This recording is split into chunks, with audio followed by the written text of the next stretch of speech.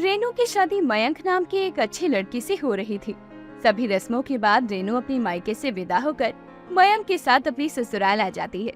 तभी वो घर की दहलीज पर खड़ी मन ही मन सोचती है, हे भगवान, मायके में तो कभी मुझे सुख की सांस नहीं मिली।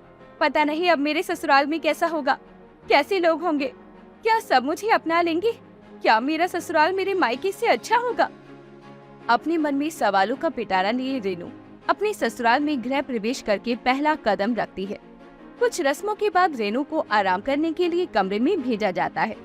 कुछ ही देर में मयंक कमरे में आता है और दरवाजा लॉक करके रेनू के पास जाता है और बोलता है, रेनू, तुम बहुत खूबसूरत हो। मैं तो इतना अच्छा हूँ भी नहीं। देखो, मेरे परिवार को भी अपना परिवार ही समझो।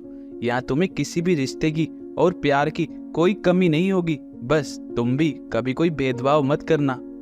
जी, जैसा आप कहे, मैं हर किसी को उतना ही प्यार करूंगी जितना सब मुझे करेंगे। ऐसे ही एक सुबह रेनू सबके लिए चाय बनाती है, साथ में आलू टोस्ट भी बना देती है, पर गलती से उसमें नमक तेज हो जाता है और सभी लोग नाश्ता करने टेबल पर बैठ जाते हैं। और जैसे ही सब टोस्ट को चखते हैं तो सबसे पहले रेनू की सास मालती बोलती है, अरे बहू, दिल खुश कर दिया, एकदम बढ़िया स्वाद है इनका, सच्ची। सच में बहुत अच्छा है रेनू, मजा आ गया खा के तो। सच में भाभी, आपके हाथों में तो जादू है। माफ करना, आज आपको अपने लिए नाश्ता दोबारा बनाना पड़ेगा, क्योंकि सारी टोस्ट मैं ही खा जाऊंगी। सबके मुंह से अपनी तारीफ सुनकर रेनू खुश हो जाती है। सभी लोग नाश्ता करके चले जाते हैं। रेनू वापस से किचन में काम पर लग जाती है, जहाँ उसे बनाए अपने एक टोस्ट का पीस मिलता है।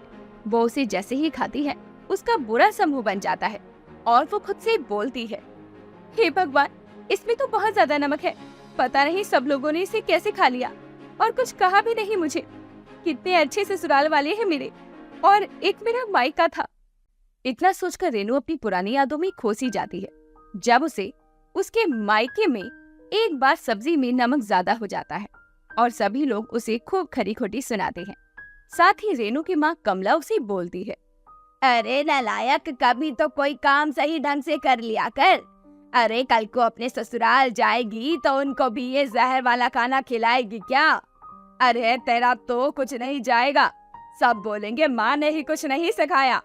अब ये जितनी भी सब्जी है ना, सारी की सारी तू ही खाएगी, फिर चाहे एक दिन में खा या 10 दिन में खा, समझी?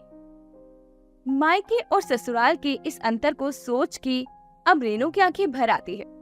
ऐसे ही रेनू कुछ दिन के लिए अपने मायके जाती है, जहाँ उसकी माँ उसे खूब काम करवाती है और बात बात पर खूब सुनाती है। दुखी मन से रेनू वापस ससुराल लौट आती है और आते ही पूरे घर के कामों में लग जाती है। ये देखकर मालती और राधिका बोलती है, अरे बहू, ये सब क्या है? तुझे मायके आराम करने भेजा था और तू इतनी जल्दी चली आई। जी भाभी, आई तो आई, आते ही काम में भी लग गई। अरे क्यों? चलो छोड़ो ये सब, मैं कर लूंगी भाभी सारा काम। अरे नहीं राधिका, इतने दिन भी तो तुमने ही किया है ना काम, मैं कर लूंगी, कोई बात नहीं। भाभी तो क्या हुआ, आप करो या मैं करूं, काम तो अपना ही है ना। और आप भी तो इंसान है, आप भी तो थकती है, कोई रोबोट थोड़ी है जो लगातार काम करती रहेंगी।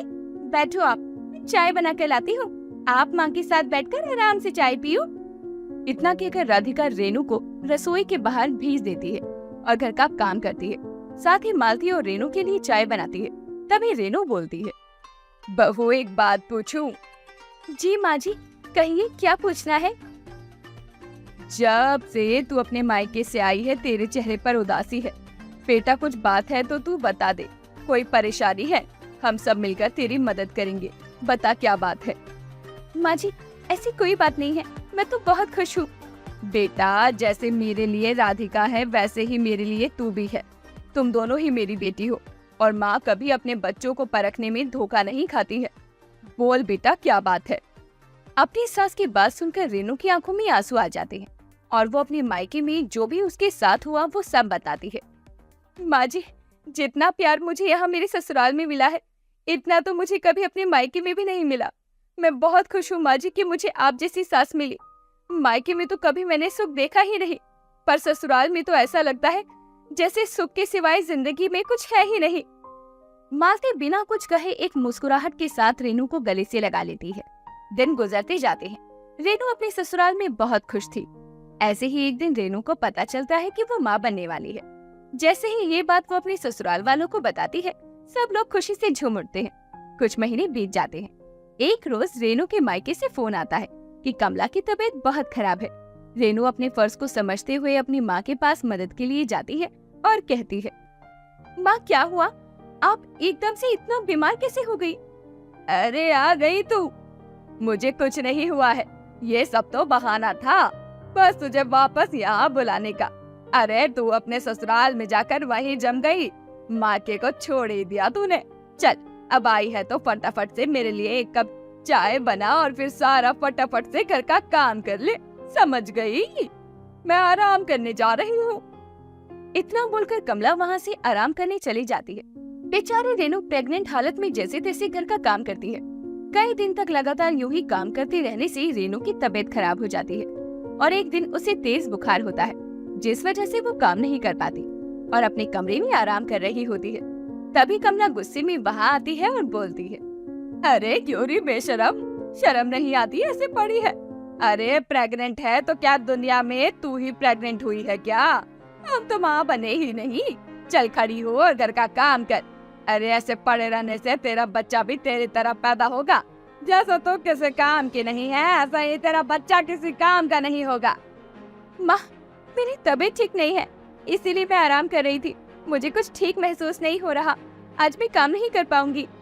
अरे तेरी शादी से पहले भी यही लक्षण थे तेरे, शादी के बाद भी ऐसे हैं। अब तू प्रेग्नेंट हुई है तो क्या हुआ? अरे कुछ तो शर्म कर ले, इस उम्र में मुझसे काम करवाएगी?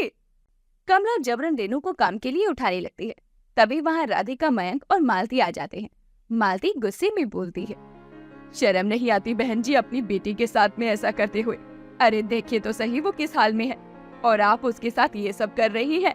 रेनू ने मुझे आपके बारे में बताया था, फिर भी आपकी बीमारी का पता चला तो एक पल भी मेरी बहू ने नहीं सोचा और भागी चली आई, और आप ये सब कर रही हैं।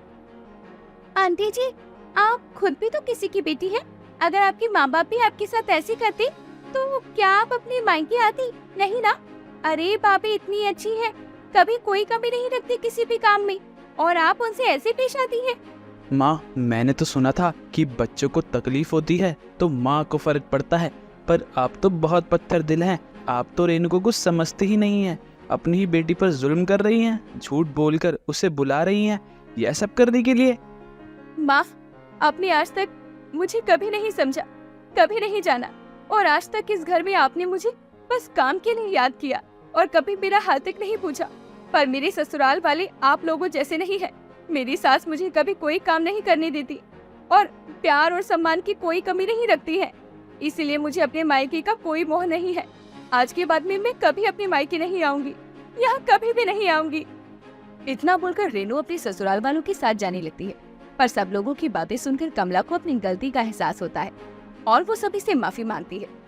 रेनू अपनी माँ को माफ तो कर देती है, पर मायके से उसका मोह फिर नहीं बन पाता और वो अपने मायके से अच्छा ससुराल में ही खुशी खुशी रहने लगती है।